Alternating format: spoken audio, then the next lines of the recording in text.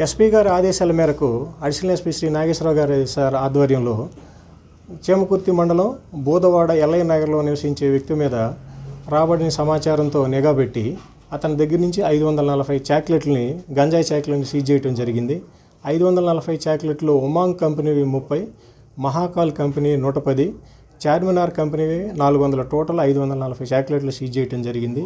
వాటి వెయిట్ 3 కేజీల 480 గ్రాములండి. అవి చాలా మత్తునిస్తాయి ఆ గంజాయి చాక్లెట్లు.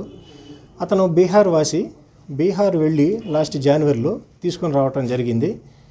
అతను ఇక్కడ ఈ చుట్టుపక్కల క్వారీలో పనిచేసే కార్మికుల్ని టార్గెట్ చేసి ఈ చాక్లెట్లు అమ్మటం జరుగుతుంది. అందుకని అతని మీద నిఘా పెట్టి అతన్ని అరెస్ట్ చేయడం జరిగిందండి.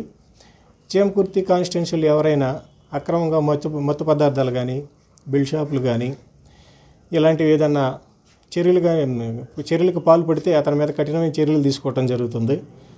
ఏదైనా సమాచారం ఉంటే మాకు తెలియజేయాలని కోరుతున్నాను. Thank you one and all.